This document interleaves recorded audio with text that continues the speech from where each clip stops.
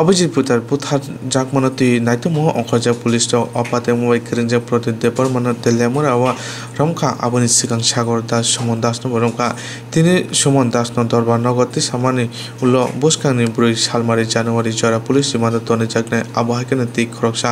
সাগর দাস ন police remand Toni জাকা police দাগে ফনি পয়তর এবং সাগর দাস নি থানি অভিজিৎ নি তুই তমা মুম্বাই মানকা বনি থানি আবহাওয়া বাই বাক্সা ন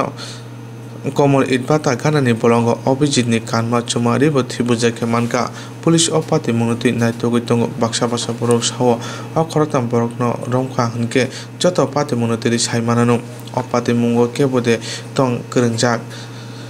বরক ন রমনাবাকে পুলিশ তাবু চাইতগৈতং অভিজিৎ বুথাজাকনি পাতি মুম্বাই করংজাক প্রদীপ্ত পরমানন দরবানগ রহমানি উলন বন পুলিশ রিমান্ড রহরকা অপাতি মনতি হাপাংনি কেরাং করুং কক্তমা থনারং সাইখনারিকা তো 26/12/2020 সকালবেলায় একটা রক্তাক্ত বডি পাওয়া যায় এবং ওনাকে জিবি হসপিটালে স্থানান্তর করা হয় এবং ডাক্তারবাবুরা দেখে মৃত ঘোষণা করেন। পুলিশ ইনভেস্টিগেশন করে জানতে পারেন যে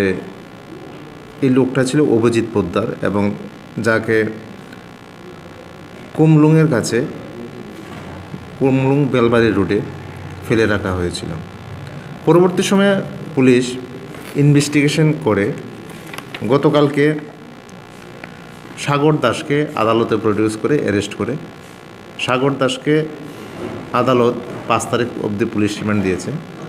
এবং সাগর দাসের জবানবন্দির ভিত্তিতে যা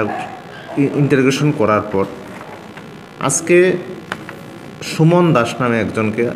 অ্যারেস্ট করার পর আদালতে প্রডিউস করা হয়েছে 6 দিনের পুলিশ রিমান্ড চেয়ে। আদালতে CDR SDR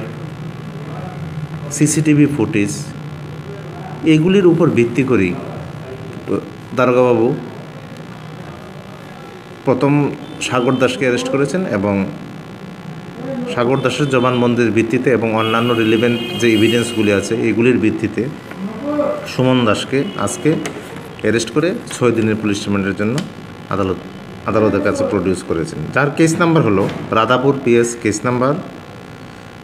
22/2020 under section 302 of IPC.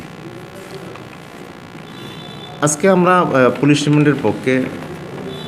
কোর্টের কাছে আবেদন রেখেছি এবং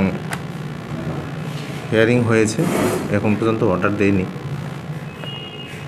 আগরতলা আর এম এস সমনি গানানি অভিজিৎ পুদ্দান্ন তামুনি বাগৈ বুথাকা তাবুক ফানো পুলিশ রক রমনাই রংনি খুতি মুংসা ককারি ওই মাইয়াখো তামুনি হনবা তাবুক